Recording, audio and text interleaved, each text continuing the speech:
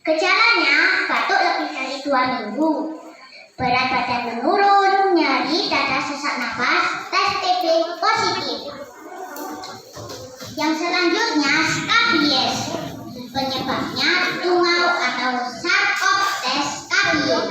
Gejalanya bintil-bintil berwarna putih bergerak di kulit, permukaan kulit bersisik, gejala menyebar ke seluruh tubuh, rasa gatal yang tak tertahankan, menurunnya kondisi kesehatan tubuh. Pencegahannya menjaga kebersihan lingkungan, barang-barang, dan hewan peliharaan. Yang terakhir adalah diare. Penyebabnya makanan yang tercemar, virus, racun, atau jamur. Gejalanya buang air besar lebih dari 3 kali sehari dan encer. Pencegahannya cuci tangan sebelum makan dan sesudah makan. Gunakan alat makan minum bersih. Jangan membeli makanan di tempat yang kotor. Makanan ditutup. Untuk mencegah semua virus ini, kita juga kebiasaan melakukan PHBS. Apa itu PHBS? PHBS adalah perilaku hidup bersih dan sehat.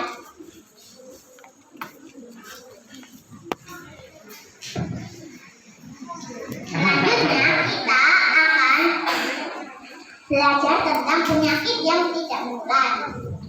Ada beberapa penyakit yang tidak menular yang sering dijumpai di sekolah. Ya, salah satunya obesitas atau kegemukan badan. Penyebabnya pola makan tidak sehat, kurang aktivitas fisik atau olahraga. Gejalanya sering mendengkur, sesak napas, susah tidur, mudah lelah. Pencegahannya makan sesuai porsi anak, hindari makan manis dan asin berlebihan, perbanyak aktivitas fisik dan berolahraga. Yang selanjutnya penyakit mata. Penyebabnya kurang konsumsi vitamin A dan karoten, menatap layar dekat atau gelap. Gejalanya pusing, tidak bisa melihat jauh, mata berair. Pencegahannya rutin memeriksakan mata, lindungi mata dari sinar UV matahari, konsumsi makanan sehat, membaca dengan cahaya yang cukup. Ibu Dewan Juri penilai dokter yaitu fusi atau fusi bengkak.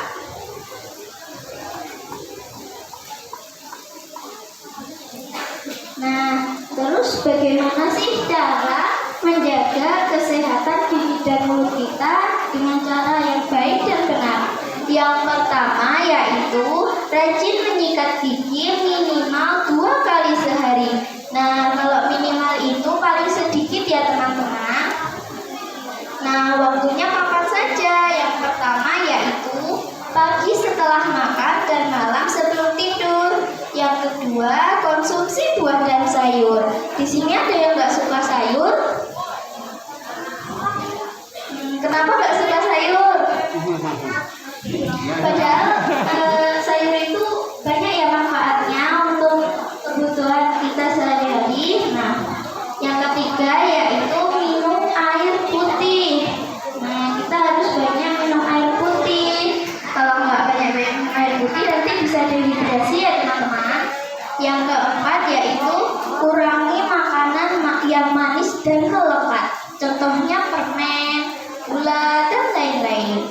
Nah, yang kelima, rutin periksa ke dokter gigi minimal 6 bulan 1 kali. Nah, sekarang saya akan mempraktekkan bagaimana cara menyikat gigi yang baik dan benar. Bentar ya teman-teman.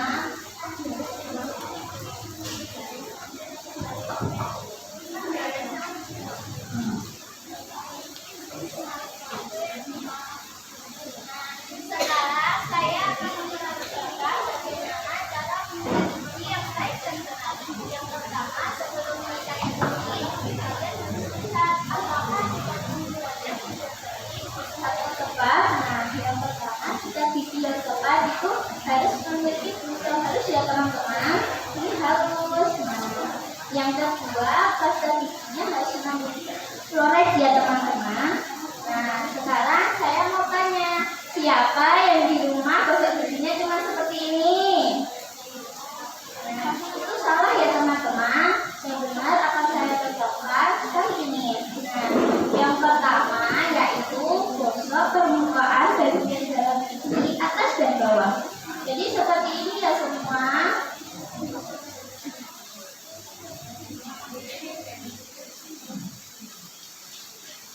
Nah, yang kedua, gosok bagian dalam gigi atas dan bawah. Nah, untuk menggosok gigi harus dari merah ke putih ya teman-teman, atau dari putih ke gigi. Nah, selanjutnya gosok bagian luar gigi atas dan bawah. Nah, sama seperti tadi ya teman-teman, dari merah ke putih. Nah, yang terakhir atau yang keempat, gosok lidah satu arah ke arah luar. Nah, untuk menggosok lidah bisa menggunakan punggung sikat ataupun punggung sikat yang tidak rata. Nah, jadi seperti ini ya teman-teman. Nah, untuk pemakaian di bagian ini. Nah, ya praktek hari ini. Semoga bermanfaat. Sekian dari saya. Jangan lupa selalu menyikat gigi minimal 2 kali sehari. Banyak-banyak minum air putih. Konsumsi buah dan sayur. Jangan lupa periksa ke dokter gigi minimal 6 bulan sekali. Sekian dari saya. Semoga bermanfaat. Wassalamualaikum warahmatullahi wabarakatuh.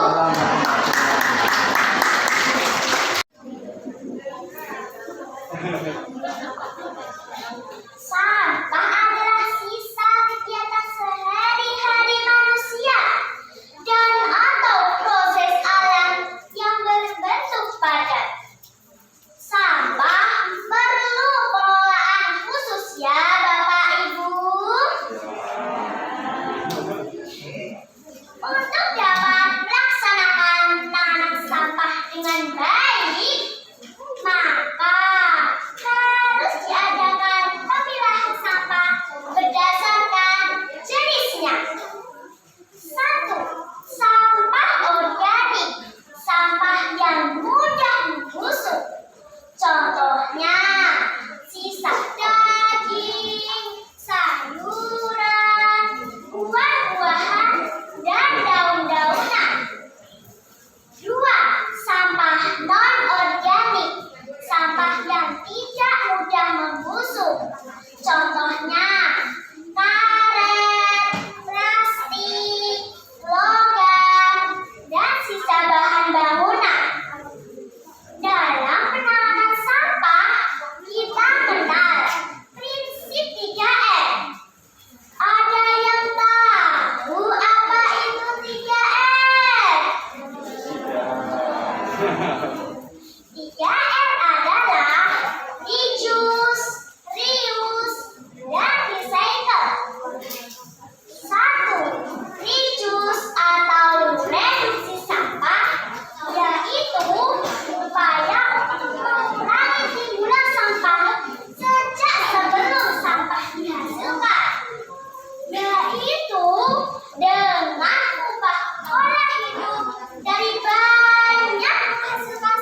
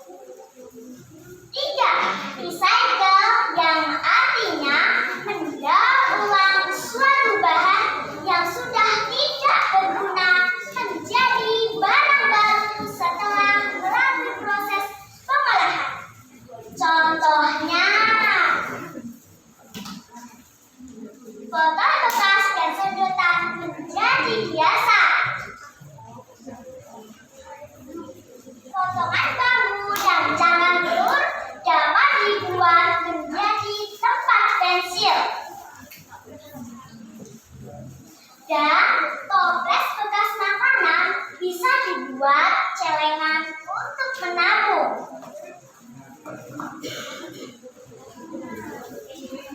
Untuk mempermudah mengingat prinsip 3R, mari kita nyanyikan lagu berikut ini. Ada 3 cara untuk kelola sampah. Cara yang pertama, kurangi konsumsinya. Cara yang kedua, pakai ulang semua. Cara yang ketiga, daur ulang bersama. Jangan lupa, habiskan makanan agar tak jadi sampah. Semua bergembira. Ayo sama-sama jaga lingkungan kita. Mari Bapak Ibu serta teman-teman kita ulangi menyanyikan lagu tersebut dengan teks lagu yang sudah saya bagikan tadi ya Bapak Ibu dan teman-teman. Sudah siap Bapak Ibu dan teman-teman? 1, 2, 3. Ada 3 cara untuk kelola sampah. Cara yang pertama, kurangi konsumsinya. Cara yang kedua, pakai ulang semua. Cara yang ketiga, daur ulang bersama. Jangan lupa, habiskan makanan agar tak jadi sampah. Semua bergembira. Ayo sama-sama jaga lingkungan kita. Terima kasih ya Bapak Ibu serta teman-teman. Yuk kita lakukan prinsip 3R karena sampahku tanggung jawabku. Selanjutnya, selain 3R, ada juga dampak sampah. 1. Bagi kesehatan. Sampah yang mencemari lingkungan akan menimbulkan terjangkitnya penyakit. Contohnya, tipes, kolera, dan disenteri. 2. Bagi lingkungan. Yang pertama, pencemaran udara. Pencemaran udara salah satunya disebabkan oleh sampah yang terbawa air, sampah organik yang bentuknya padat, mengeluarkan gas seperti metana atau CH4 dan karbon dioksida atau CO2. Gas inilah yang merupakan salah satu penyebab menurunnya kualitas lingkungan udara. Yang kedua, pencemaran air. Pencemaran air salah satunya disebabkan oleh sampah yang terbawa air ke selokan akan memperdangkal air sehingga menyebabkan pencemaran. Yang ketiga, penyebab banjir. Penyebab banjir salah satunya disebabkan oleh sampah yang terbawa air ke selokan akan memperdangkal sungai sehingga menyebabkan banjir. Kalau begitu, sampah itu berkah atau musibah bagi kita, Bapak Ibu? Ya, betul. Itu juga tidak salah. Karena jika kita tidak menangani sampah dengan baik, maka akan menjadi musibah bagi lingkungan. Tetapi, jika kita menangani sampah dengan baik, maka akan menjadi berkah. Seperti ini ya Bapak Ibu.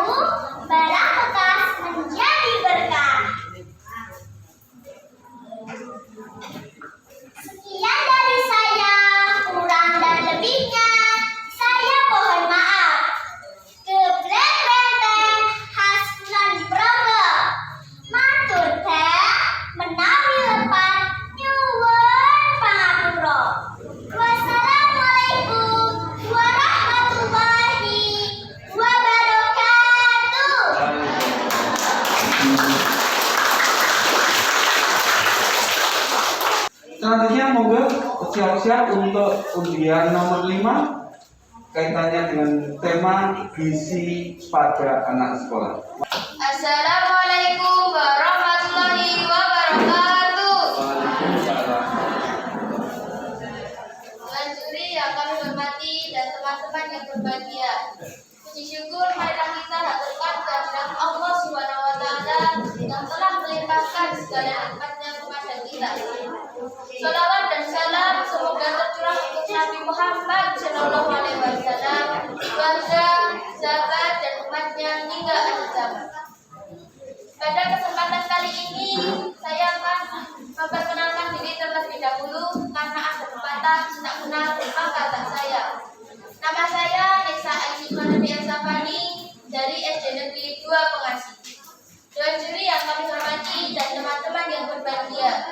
Pada kesempatan kali ini, saya akan menyampaikan penyuluhan tentang gizi untuk anak sekolah. Siapa yang tahu gizi anak sekolah itu apa? Ada enggak? Gizi anak sekolah adalah susunan pangan sehari-hari yang mengandung zat gizi dengan jumlah dan jenis yang sesuai dengan kebutuhan tubuh. Dengan memperhatikan prinsip keanekaragaman pangan, aktivitas fisik, perilaku hidup bersih, dan memantau berat badan untuk mempertahankan berat badan normal. Apa akibat dari kekurangan gizi? Anak yang kekurangan gizi tubuhnya mudah terserang berbagai macam penyakit. Teman-teman, permasalahan gizi yang sering kita temukan yang berdampak pada prestasi belajar dan pertumbuhan fisik anak sekolah adalah 1. Kekurangan energi protein, ditandai anak kurus dan pendek. 2. Anemia gizi besi atau kurang darah. 3. Gangguan akibat kekurangan yodium. 4. Kekurangan vitamin A. 5. Obesitas atau kegemukan. Untuk mencegah permasalahan gizi ada 4 pilar. Pilar 1. Mengonsumsi pangan beraneka ragam. Pilar 2. Membiasakan perilaku hidup bersih. Pilar 3. Melakukan aktivitas fisik termasuk olahraga. Pilar 4. Memantau berat badan untuk mempertahankan berat badan normal. Pilar 1. Mengapa kita harus mengonsumsi pangan beraneka ragam? Karena tidak satu jenis pun pangan yang mengandung zat gizi yang lengkap kecuali air susu ibu yang kita dapatkan waktu masih bayi. Makanan beraneka ragam terdiri dari 1. Makanan pokok sebagai sumber karbohidrat. Contoh: beras, jagung, singkong, dan kentang. 2. Lauk pauk sebagai sumber protein. Lauk pauk terbagi menjadi 2. Hewani, contoh ikan, udang, daging, telur, dan lain-lain. Dan nabati atau tumbuh-tumbuhan, contoh tempe, tahu, dan kacang-kacangan. Beragam saja tidak cukup, tetapi juga harus seimbang, cukup, dan teratur. 2. 3. Sayur dan buah sebagai sumber vitamin dan mineral. Contoh: sayang, kangkung, daun kelor, jeruk, pisang, pepaya, dan lain-lain.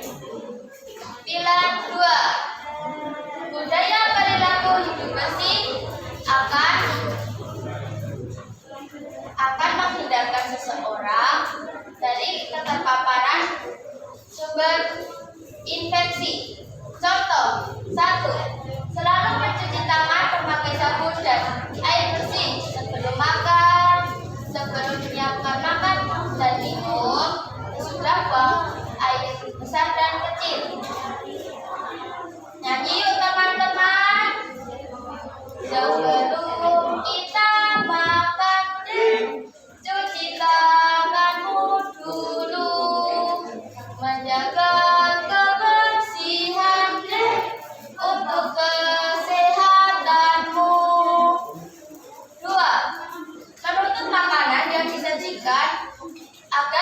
dihinggapi lalat atau binatang serta debu yang membawa kuman penyakit. 3. Memakai alas kaki agar terhindar dari cacing hati. 4. Menutup mulut dan hidung ketika bersin agar tidak menyebarkan kuman penyakit. Pilar 3. Aktivitas fisik. Contoh, senam, lari-lari, bersepeda, dan sebagainya. Siapa yang suka lari-lari atau olahraga lainnya? Bagus. Aktivitas fisik dapat menyeimbangkan asupan gizi dengan sumber energi serta memperlancar peredaran darah. Pilar 4. Memantau berat badan untuk mempertahankan berat badan normal. Satu lagi yang penting bagi gizi untuk anak sekolah adalah sarapan. Siapa yang tidak pernah sarapan? Sarapan adalah kegiatan makan dan minum yang dilakukan antara bangun pagi sampai jam 9 untuk memenuhi kebutuhan gizi harian dalam rangka mewujudkan hidup sehat, aktif, dan produktif. Dengan tidak sarapan akan berdampak buruk bagi proses belajar anak di sekolah, menurunkan aktivitas fisik dan meningkatkan jajan yang tidak sehat. Sebaliknya, sarapan akan membekali tubuh dengan gizi untuk bekerja, berpikir, dan melakukan aktivitas lainnya secara optimal. Marilah teman-teman, kita biasakan makan makanan yang bergizi dan biasakan sarapan agar tubuh tumbuh sehat, cerdas, dan berakhlak mulia. Demikian penyuluhan dari saya. Ada kurang lebihnya, mohon maaf sebesar-besarnya. Wassalamualaikum warahmatullahi wabarakatuh. Selanjutnya untuk undian nomor 6. Sekali undian nomor 6 untuk persiapan akan melaksanakan penyuluhan pada kita semua kaitannya dengan kesehatan lingkungan. Assalamualaikum warahmatullahi wabarakatuh.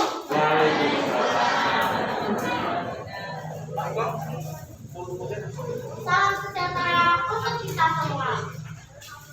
Yang saya hormati, Dewan Juri dan teman-teman, serta Bapak Ibu guru yang hadir di sini.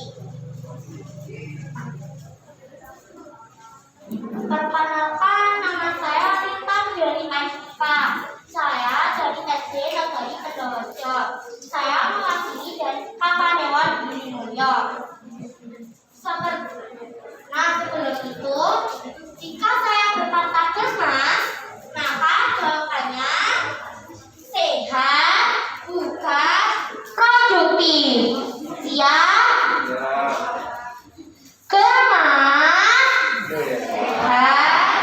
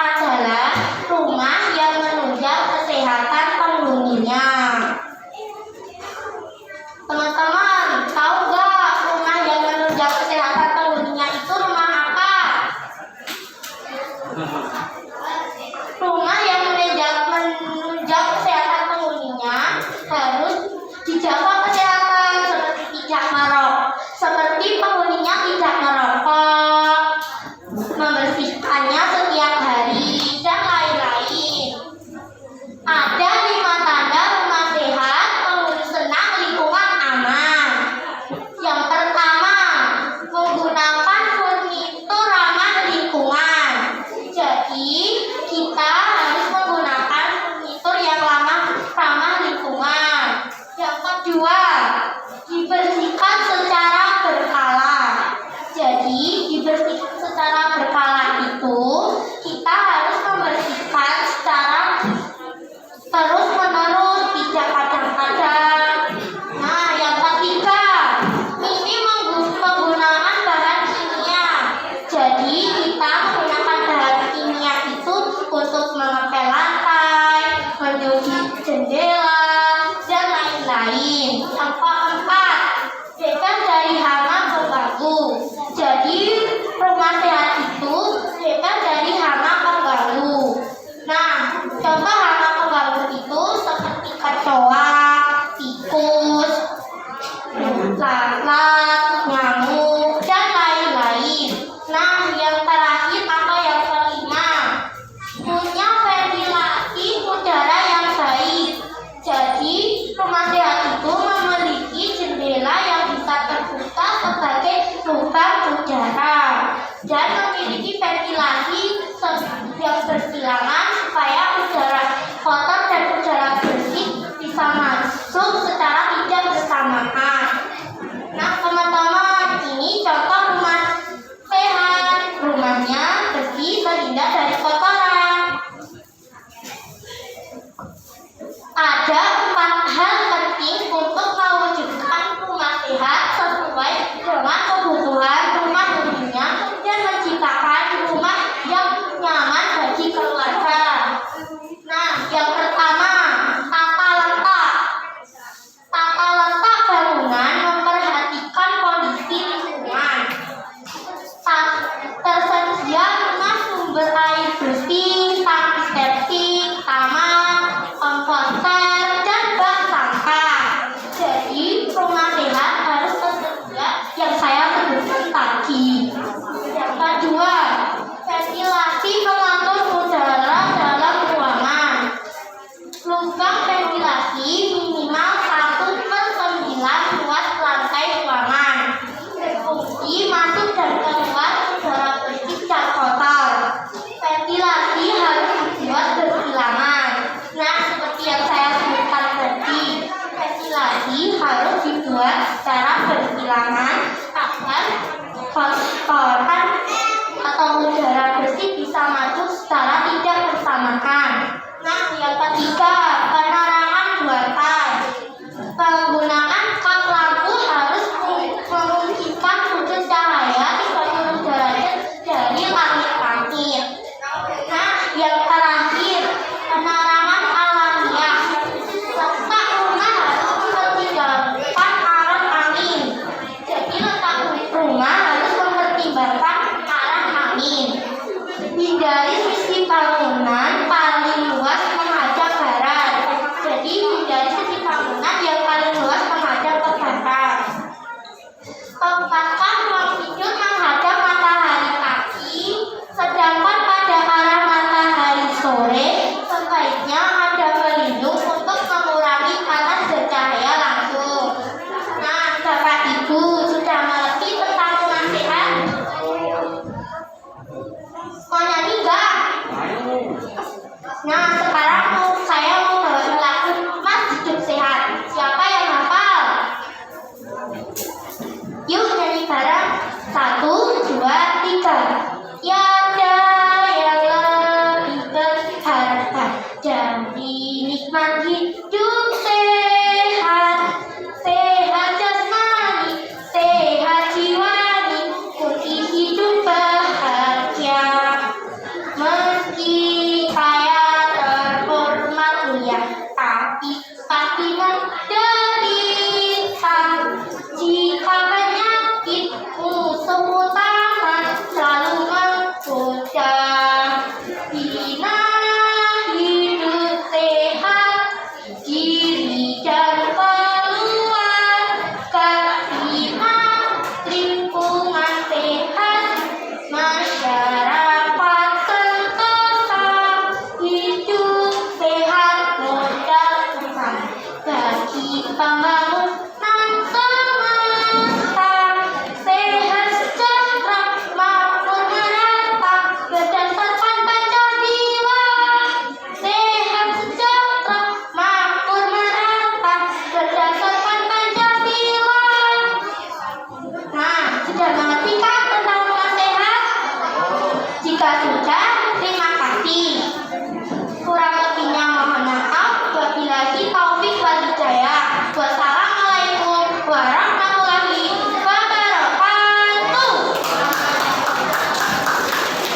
untuk undian nomor 7, mohon persiapan.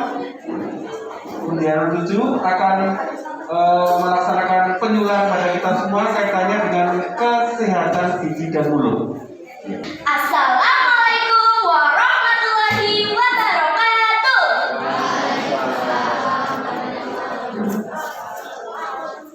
Beli durian untuk toko Bang Jari. Salam hormat kami untuk Dewan Juri. Dewan Juri yang terhormat dan teman-teman dokter kecil yang berbahagia. Perkenalkan, nama saya Anindya Syawaluna Adia Purnomo dari SD Negeri Percobaan 4 Kapanewon Wates. Pada kesempatan kali ini, saya akan memberikan penyuluhan tentang kesehatan gigi dan mulut. Yang pertama, kita akan mengenal bagian-bagian dari mulut. Yang pertama ada bibir. Bibir bisa disebut juga dengan tepi mulut.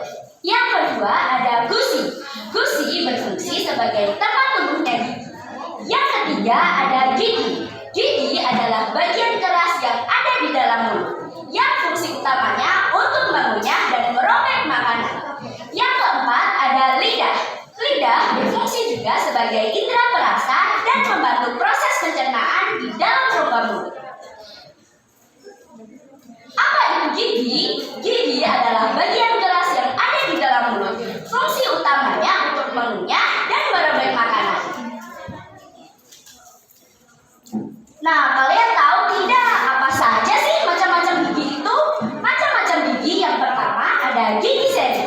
Gigi seri fungsinya untuk memotong makanan.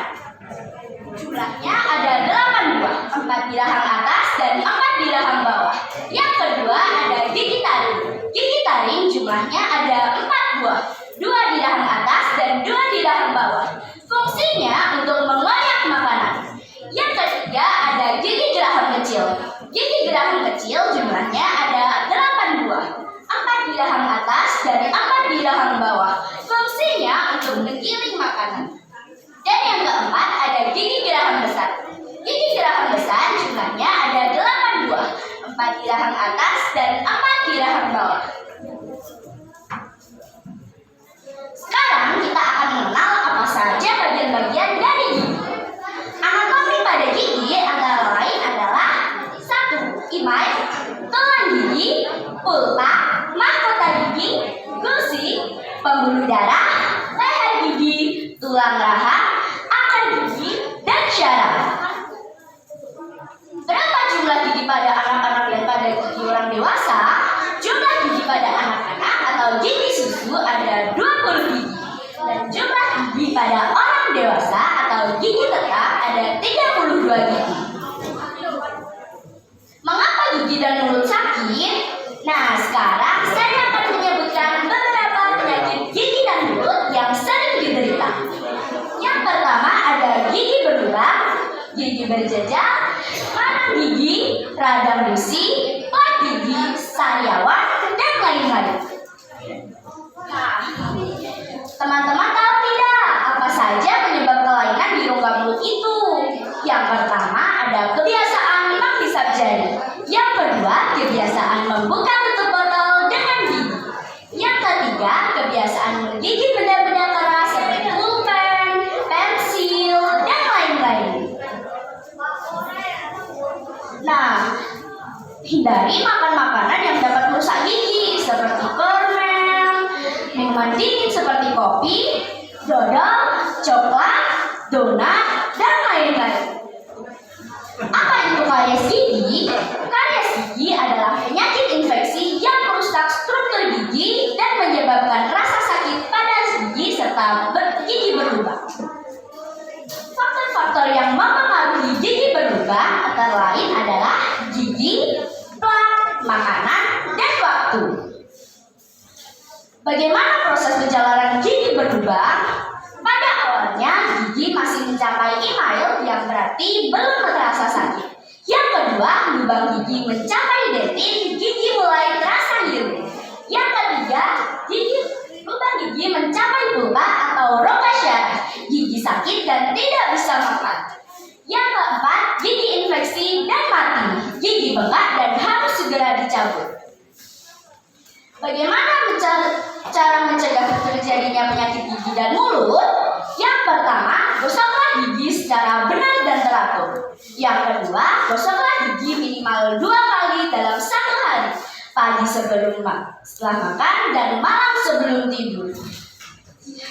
Yang ketiga, pilihlah sikat gigi yang berbulu halus, permukaannya datar, kepala sikat kecil, dan sikat gigi pasta gigi yang mengandung fluoride. Gunanya untuk menguatkan gigi. Dan yang terakhir, kurangi makanan dan minuman manis, serta perbanyak konsumsi makanan yang dapat menyehatkan gigi, seperti sayur-sayuran, buah-buahan, keju, dan susu. Jika mulai ada rasa ngilu pada gigi dan gusi berdarah, segera bawa ke dokter gigi terdekat untuk diperiksa. Dan jangan lupa untuk periksakan gigi setiap 6 bulan sekali ke dokter gigi ya. Sekarang saya akan mempraktekkan bagaimana cara menggosok gigi yang baik dan benar. Yang pertama, ambil sikat gigi dan pasta gigi sebesar biji jagung atau 1/2 cm. Yang kedua, gosok permukaan luar gigi depan dan samping kanan kiri.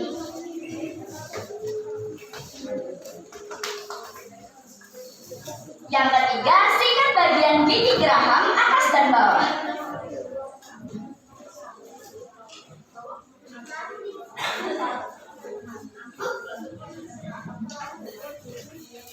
Yang keempat, sikat bagian dalam gigi secara mencungkil.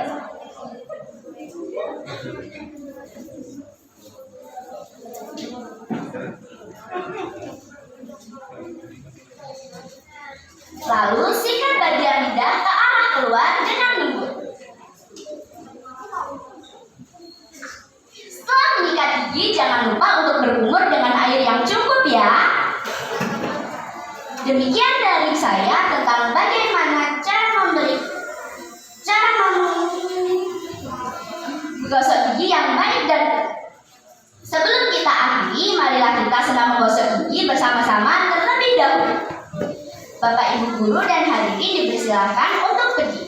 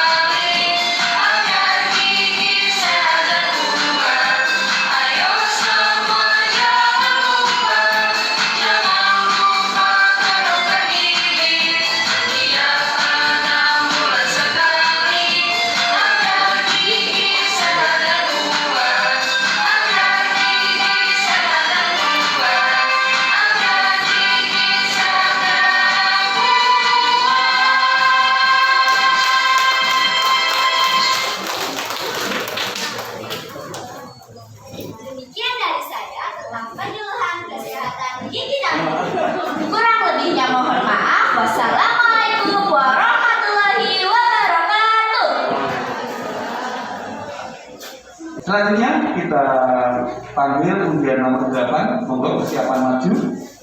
Undian nomor 8 ini akan menyampaikan penyuluhan dengan tema pencegahan penyakit menular dan penyakit tidak menular. Assalamualaikum warahmatullahi wabarakatuh. Dewan juri yang terhormat dan teman-teman yang berbahagia, perkenalkanlah, nama saya Hasna Abdillah, perwakilan dari Kapanewon Kalibawang, ingin menyampaikan tentang pencegahan diare. Puji syukur Allah telah memberikan karunia dan kesehatan sehingga kita dapat bertemu untuk lomba dokter kecil tingkat Kabupaten Kulon Progo. Teman-teman, tahu tidak apa penyebab terjadinya diare? 1. Jajan sembarangan. 2. Tidak mencuci tangan secara rutin. Teman-teman, diare itu bisa menular loh, bukan melewati udara, namun melewati tangan yang kotor alias tangan yang tidak dicuci sebelum makan, sebelum masak, dan memegang benda-benda yang kotor. Setelah mengetahui gejala diare adalah BAB cair lebih dari 3 kali dalam sehari, bisa disertai sakit perut atau BAB berdarah. Setelah mengetahui penyebab, penularan, dan gejalanya, penting untuk kita mengetahui pencegahan diare. Diare dapat dicegah dengan cuci tangan. Cuci tangan menggunakan air dan sabun atau menggunakan hand sanitizer. Durasi cuci tangan adalah 30 detik. Menggunakan 6 langkah sesuai WHO.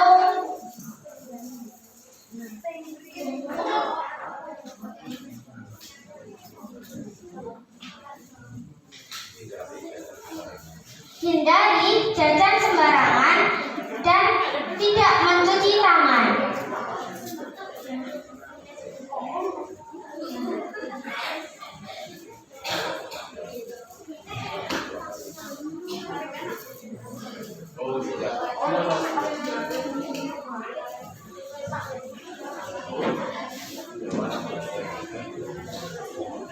Hindari jajan sembarangan, jadi bawalah makanan dari rumah. Jaga kebersihan tubuh dengan mandi 2 kali dalam sehari. Dewan juri yang saya hormati, untuk materi kedua yang saya akan tampilkan adalah pencegahan merokok. Saya akan menyampaikan mengenai penyakit tidak menular atau disingkat PTM. Salah satu kebiasaan yang menyebabkan berbagai jenis penyakit tidak menular adalah merokok. Sayangnya, merokok sudah menjadi budaya bagi negara Indonesia. Sedihnya lagi, ternyata banyak remaja yang sudah konsumsi rokok. Lalu, kenapa sih merokok itu berbahaya? Merokok dapat menyebabkan sakit kanker, sakit paru-paru, dan juga stroke, dapat juga menyebabkan kematian.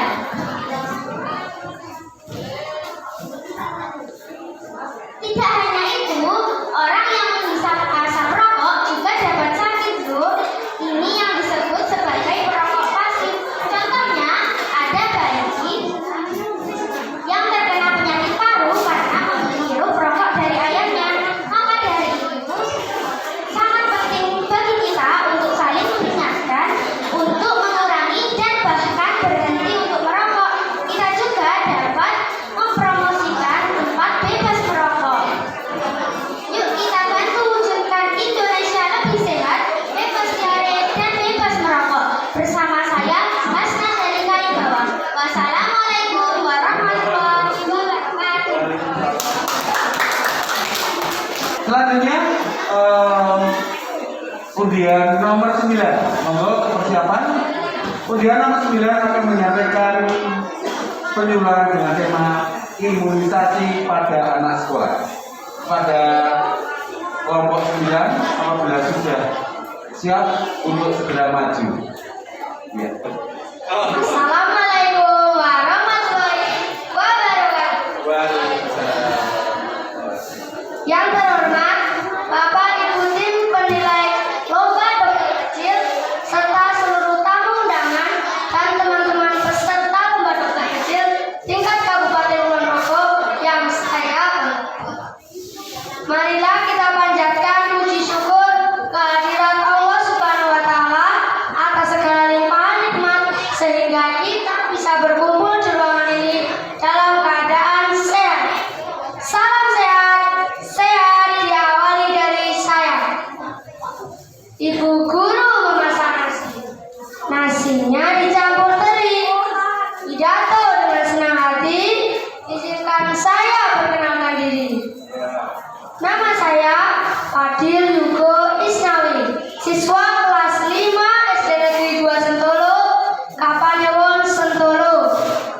Pada kesempatan kali ini, izinkan saya untuk menyampaikan materi tentang imunisasi pada anak sekolah. Teman-teman ada yang tahu tidak? Apa itu imunisasi? Imunisasi adalah proses menghasilkan kekebalan pada seseorang dengan cara pemberian bahan imunobiologi seperti vaksin. Pemerintah menyelenggarakan imunisasi ulang pada anak usia sekolah dasar atau sederajat yang pelaksanaannya serentak di Indonesia. Dengan nama Bulan Imunisasi Anak Sekolah atau yang lebih dikenal dengan BIAS. Mengapa pemerintah Indonesia menyelenggarakan BIAS? Waktu kita kecil, anak-anak dibawa orang tuanya ke posyandu, diberi ASI, makanan bergizi, berat badan selalu ditimbang, dan diberikan imunisasi sesuai dengan jadwal yang diberikan puskesmas. Ternyata pada saat kita memasuki usia sekolah dasar, terjadi penurunan tingkat kekebalan, sehingga imunisasi yang telah diperoleh pada waktu bayi belum cukup untuk melindungi terhadap penyakit tertentu. Ada istilah PD3I pada imunisasi. Teman-teman ada yang tahu tidak PD3I itu apa? PD3I adalah penyakit yang dapat dicegah dengan imunisasi. Yang termasuk PD3I adalah penyakit campak, rubella, tuberkulosis, difteri, pertusis, polio, tetanus, dan hepatitis B.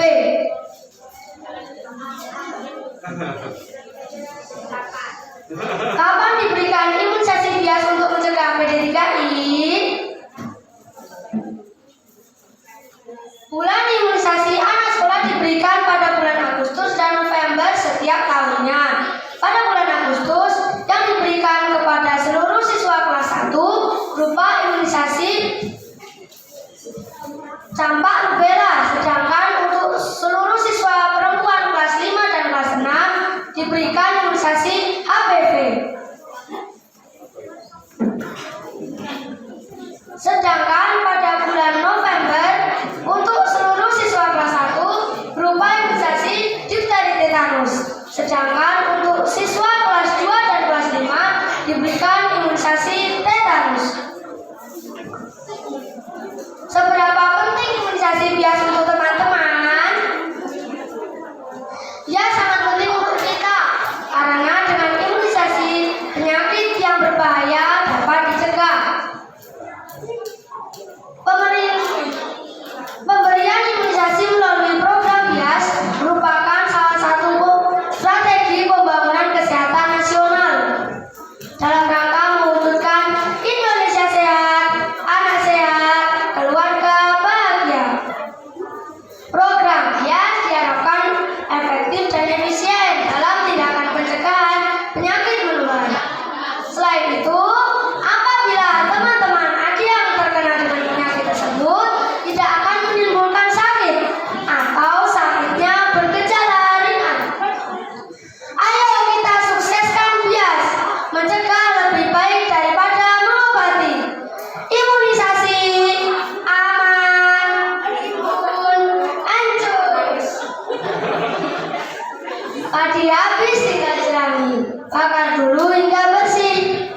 pidato saya sampai di sini. Sekian dan terima kasih. Wassalamualaikum warahmatullahi wabarakatuh. Selanjutnya kita panggil undian nomor 10 untuk persiapan kapal sudah siap. Undian nomor 10 melaksanakan penyuluhan dengan tema visi pada anak sekolah. Waktu disiapkan. Assalamualaikum warahmatullahi wabarakatuh. Yang terhormat pada Bapak Ibu Guru Tim Juri Lembaga Kecil, Bapak Ibu Guru pendamping, serta teman-teman yang berbahagia. Pertama-tama, marilah kita panjatkan puji syukur atas kehadiran Allah Subhanahu wa Ta'ala yang telah limpahkan rahmat serta hidayahnya kepada kita semua, sehingga kita dapat berkumpul siapa ini untuk lembaga kecil. Tidak lupa pula selawat serta salam kita haturkan kepada junjungan kita Nabi besar Muhammad Sallallahu Alaihi Wasallam yang kita nanti-nantikan syafaat beliau di yaumul akhir nanti. Perkenalkan, nama saya Muhammad Asyafin. Saya perwakilan dari SD Negeri Tanjung Harjo, Kapanewon 6 bulan. Di sini saya ingin menyampaikan materi gizi pada anak sekolah. Teman-teman tahu apa itu gizi?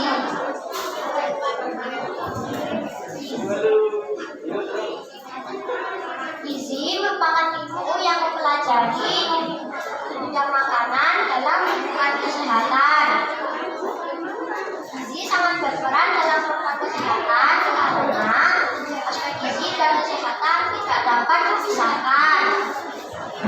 Permasalahan yang di bidang gizi dapat memperbesar dan mempercepat masalah, misal penyakit infeksi, anemia, borok, bisa juga gizi buruk.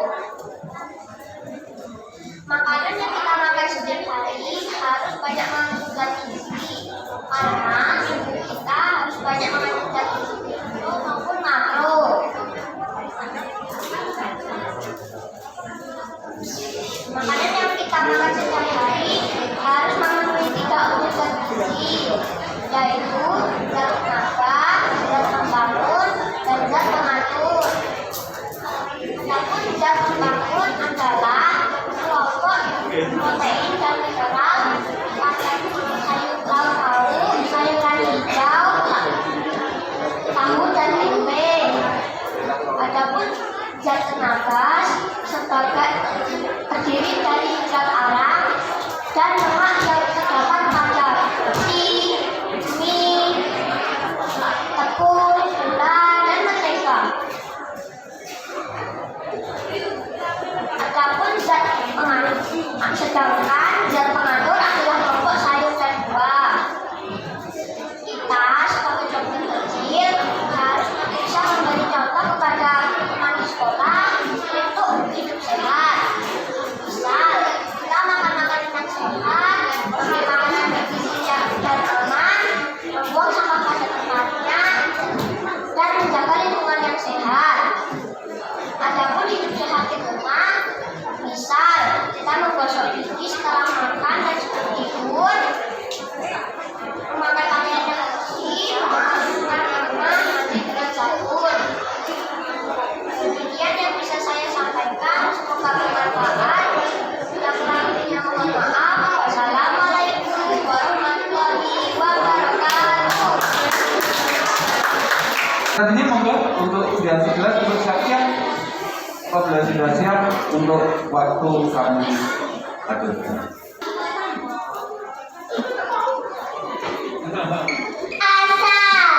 Assalamualaikum warahmatullahi wabarakatuh.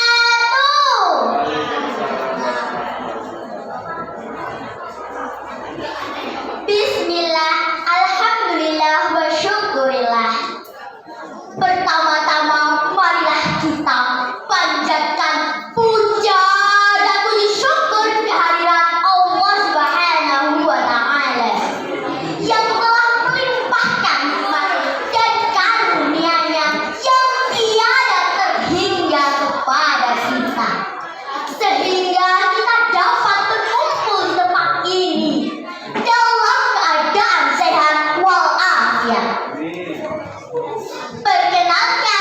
nama saya Birru Al-Fatihah. Saya dari SD Muhammadiyah Menguri, perwakilan Kapan Dewan Pekat, akan menyampaikan pidato berjudul Nafsa. Generasi muda dan nafsa merupakan dua hal yang berhubungan erat. Karena belakangan ini banyak ditemui kasus narkoba yang melibatkan generasi muda kita.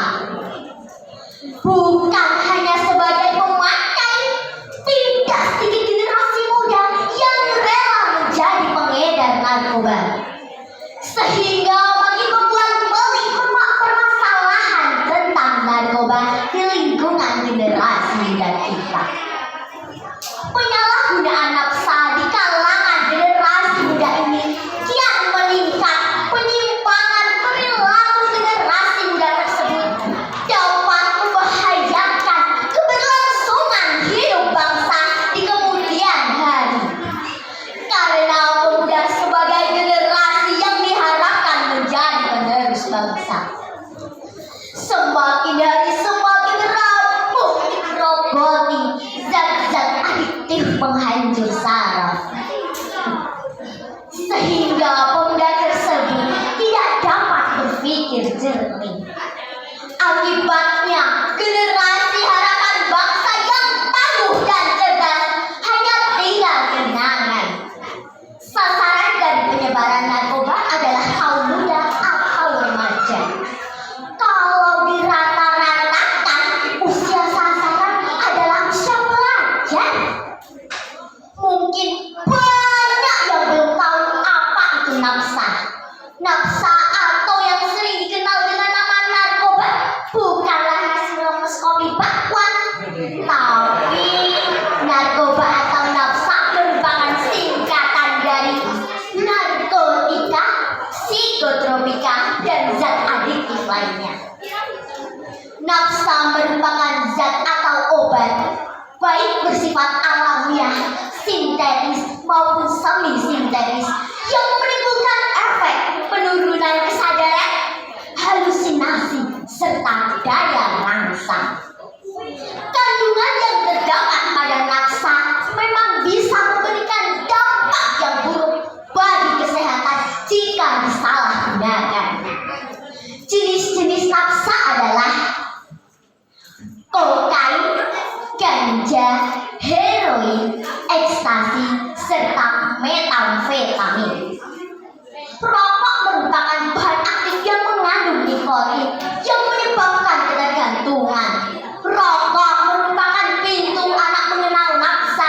Rokok termasuk nafsa yang masih dijual belikan secara bebas. Penggunaan nafsa bukan hanya terjadi pada orang dewasa, tapi remaja dan anak-anak zaman now. Mereka awalnya hanya penasaran dengan rasanya, kok enak. Akhirnya ikut-ikutan mencoba, dan saat sudah merasakan nikmat mengkonsumsinya, nah jadi ketergantungan menggunakan narkoba. Padahal efek narkoba dapat merusak kesehatan secara fisik dan kejiwaan. Kandungan yang terdapat pada narkoba memang bisa memberikan dampak yang buruk bagi kesehatan. Demikian yang dapat saya sampaikan. Buah durian, buah pepaya, buah salak silahkan dimakan. Cukup sekian pidato saya. Banyak salah mohon dimaafkan. Billahi taufik wal hidayah. Wassalamualaikum warahmatullahi wabarakatuh.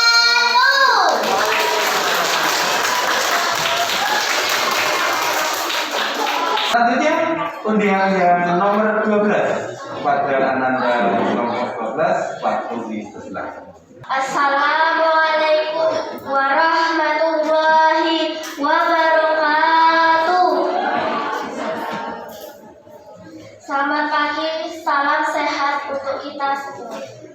Yang saya hormati Dewan Juri Lomba Dokter Kecil, yang saya hormati para tamu undangan dan teman-teman yang berbahagia.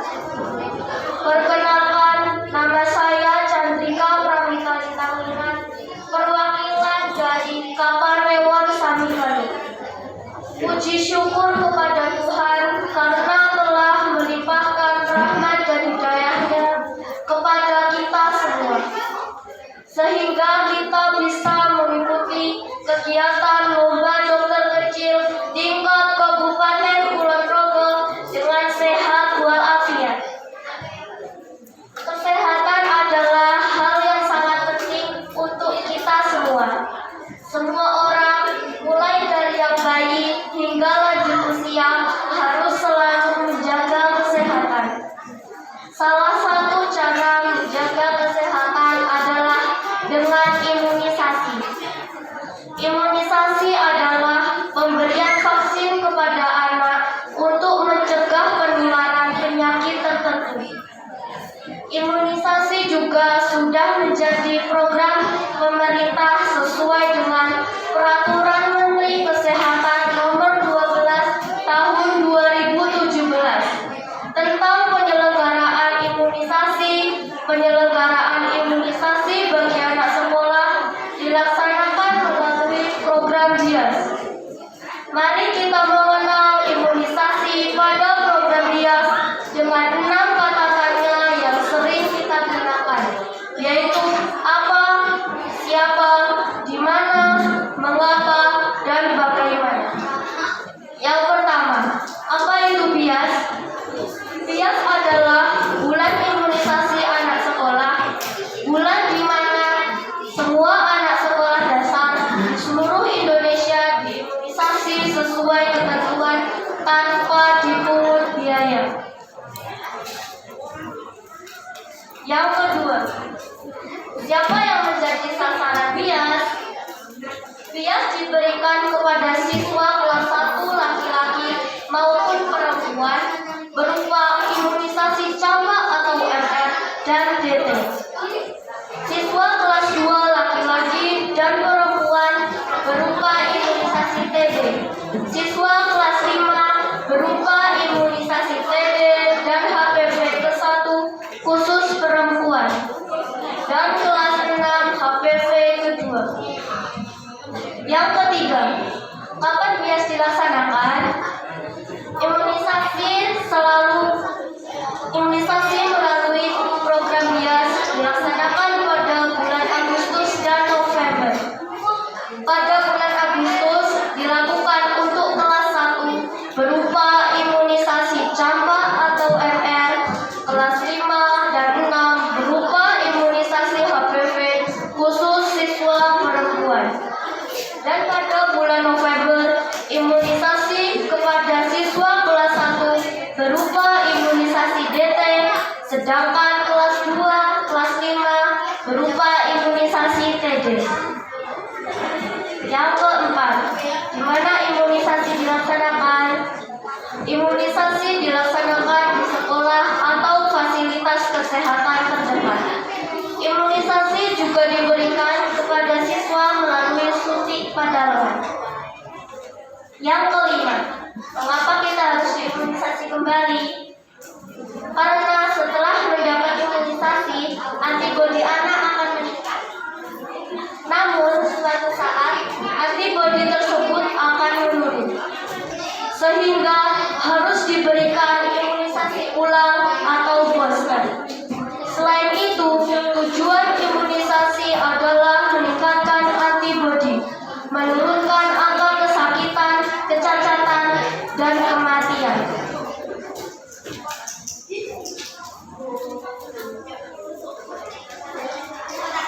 Yang keenam, bagaimana jika tidak melakukan imunisasi? Jika tidak melakukan imunisasi, maka anak akan rentan terkena penyakit seperti difteri, pertusis, tetanus, tuberkulosis, campak, polio, dan hepatitis B. Demikian beberapa hal yang bisa saya sampaikan pada pidato ini. Semoga bisa menambah manfaat bagi kita semua. Atas segala kekurangan dan kesalahan di dalam menyampaikan pidato ini, saya mohon maaf yang sebesar-besarnya. Sehat selalu untuk kita semua. Wassalamualaikum warahmatullahi wabarakatuh. Terima kasih Pak Sumari dan para jemaah semuanya. Dan untuk semangat kita atas kesempatan siang hari ini, berikan aplaus untuk semua peserta. Ya, luar biasa sekali, ternyata dari anak-anak kita mampu menyampaikan informasi terkait kesehatan dengan begitu bagus. Semoga di antara anak-anak ini betul-betul nanti tidak hanya menjadi dokter kecil, tapi betul-betul besok bisa menjadi dokter. Oke, Bapak Ibu sekalian, masih ada satu penilaian lagi, yaitu penilaian praktek. Jadi perlu kami sampaikan dan mungkin sudah diinformasikan juga melalui pengawas maupun K3S bahwa untuk penilaian dokter kecil ini dinilai melalui 4 aspek. Yang pertama tentang teori atau ujian teori nanti bobotnya 30%, kemudian praktek edukasi atau penyuluhan nanti bobotnya 30%. Kemudian untuk laporan penerapan dokter kecil atau laporan kegiatan kemarin yang dikumpulkan nanti bobotnya 10%. Dan nanti yang terakhir masih ada penilaian praktek yang bobotnya juga 30%. Jadi mungkin bagi anak-anak yang merasa tadi teorinya kok agak kesulitan mengerjakan, atau ketika penyuluhan sempat grogi, sempat ada yang lupa, masih ada satu kesempatan lagi untuk mengangkat nilainya nanti di kegiatan praktek.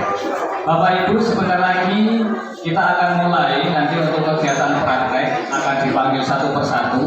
Kita beri kesempatan untuk para pendamping dan anak-anak untuk memastikan kembali alat praktek yang sudah disiapkan dan juga cara kerjanya. Silakan Bapak Ibu pendamping, silakan merapat ke peserta masing-masing untuk diberikan arahan untuk memastikan bahwa alat perangkat yang disiapkan sudah sesuai dengan tema. Kita beri waktu kurang lebih 10 menit untuk melakukan persiapan sambil istirahat. Setelah itu nanti kita mulai untuk penilaian prakteknya. Terima kasih.